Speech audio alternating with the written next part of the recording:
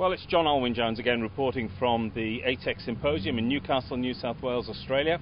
And quite interestingly, we've talked to a lot of people over the last couple of days, but now I've found the person who has a firm hand on the helm of marketing Newcastle and the Hunter region, or as she tells me very precisely, it's the Hunter Regional Tourism Organisation, which encompasses Newcastle.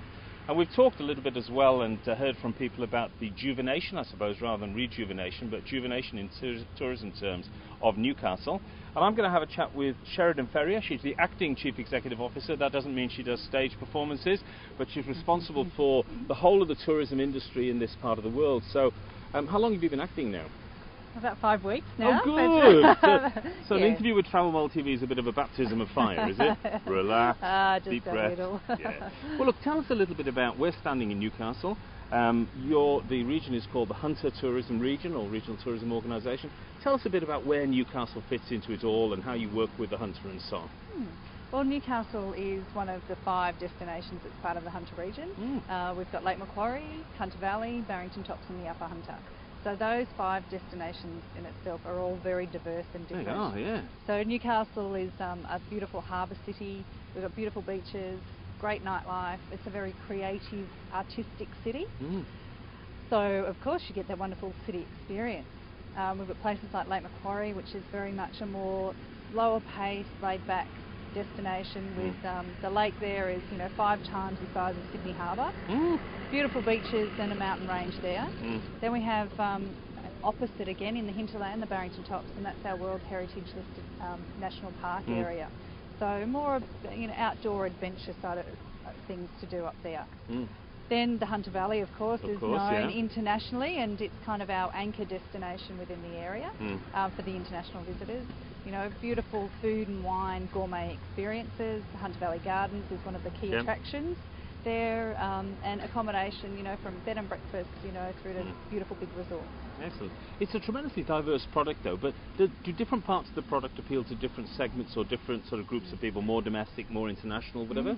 They certainly do, and then the final destination that we have is the Upper Hunter, and that's completely different again. So that stretches out into Scone and Muswellbrook, and the majority of the wine growing area is actually in the Upper Hunter, but people visit the cellar doors in the Hunter Valley. That's right. So that's a real country experience. So it's more suited to those that are doing the self-drive and have got a bit more time.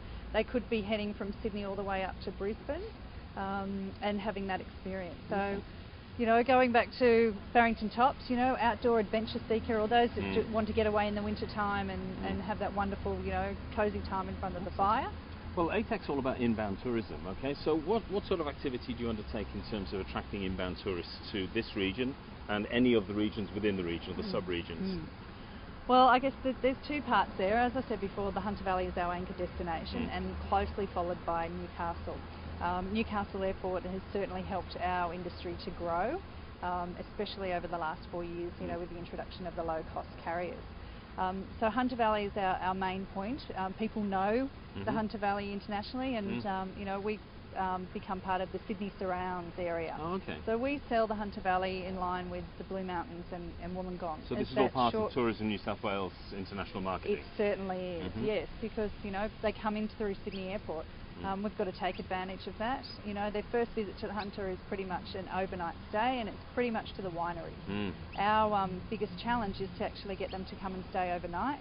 One night or 2 in the Hunter Valley, come down to Newcastle and get the city experience, or even up to Port Stephens, or heading on out from there.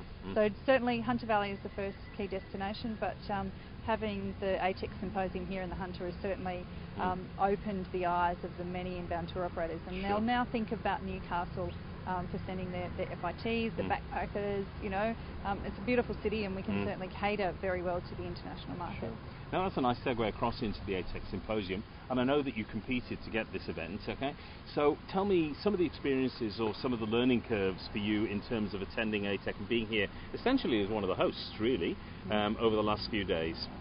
It's been a fantastic experience.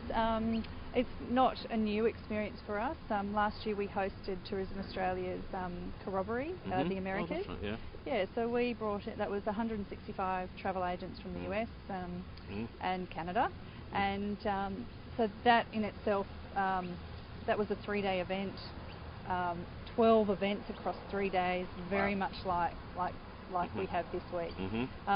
But ATEC is more about the Australian international tourism industry. So to have the key players here in the Hunter, you know, it's just fantastic. You know, it's a rare opportunity, one that we probably won't get again, and I think we've done ourselves justice this week in showing, you know, all of our wonderful things and our tourism capabilities.